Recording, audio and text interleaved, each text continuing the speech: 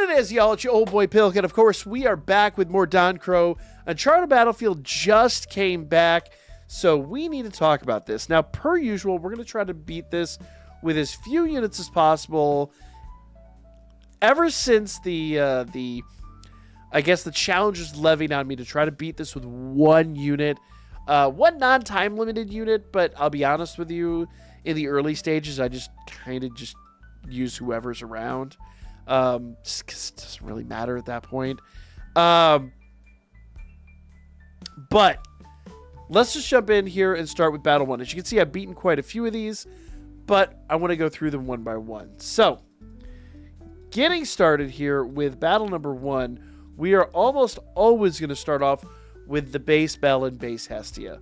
And, I mean, they shouldn't need anything. They should be able to handle this all on their own.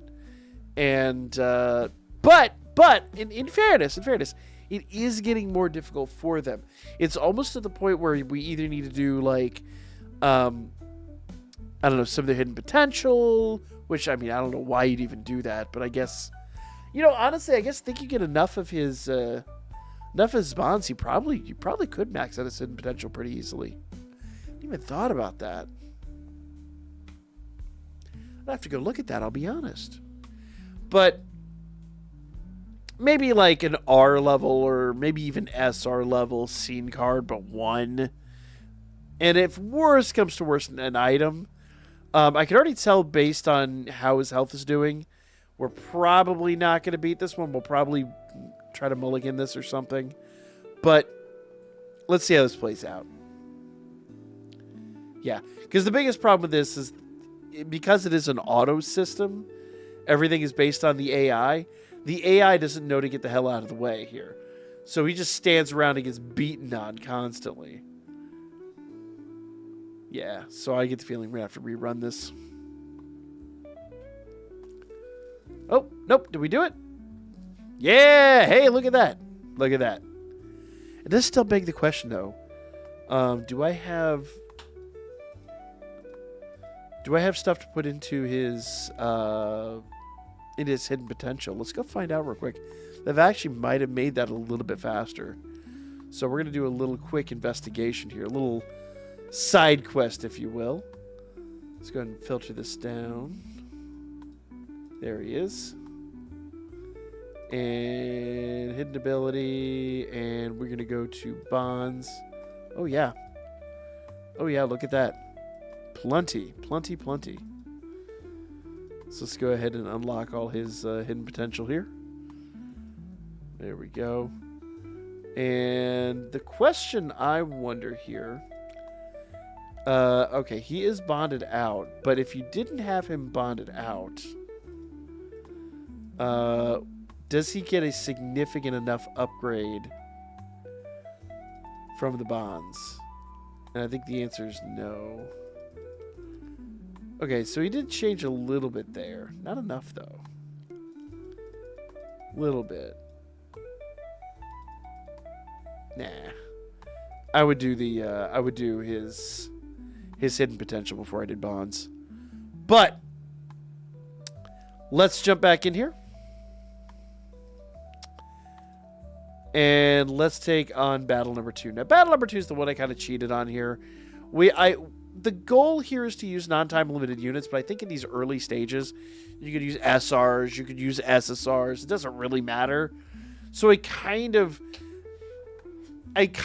threw this time-limited Ryu at this event with some SR scene cards just to see what would happen.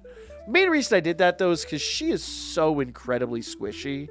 Like, I've been really, really, really unhappy with this unit.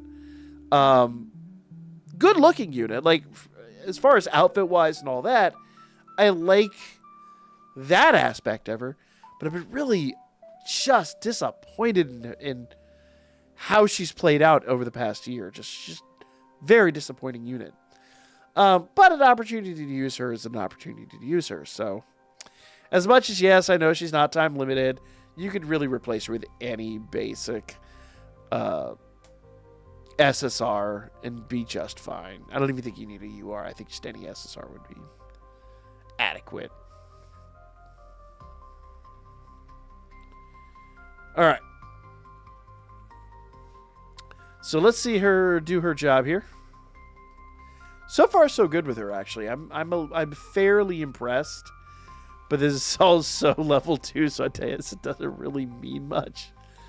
So that is what it is. Can you break this? There we go. Got it. All right, so she's a done deal. I remember last time I put scene cards on her, I don't know if she actually needed them, but they're also SRs, so I'm not even worried about it at all. Not even remotely worried about it. Let's move on to battle number 3. And for this battle, we are going to be utilizing the first UR bell that we received. Now, the fact that we're using a unit that is completely max limit broken, I don't know, honestly, I'd have to double check. I don't know where he's at in the ability system. I think I've completely neglected his, to be completely honest.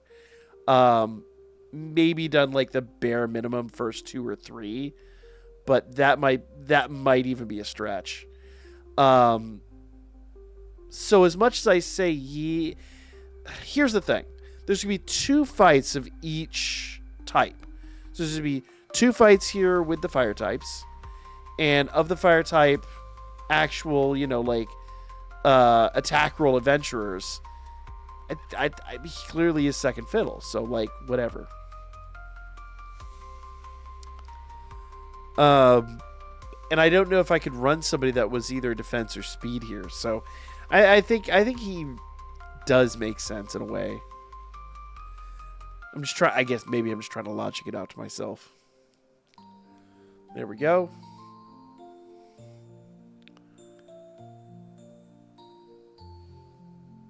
Come on. There you go. I was about to say, don't let him up. Remember what I said about the AI just not doing intelligent things? That's a prime example right there. Perfect. Perfect. So, huge ant shouldn't be a problem now. We should be good to go. Boom. Love it. Absolutely love it. Dude, you got 1 hit left. Finish him off. There you go. Jeez.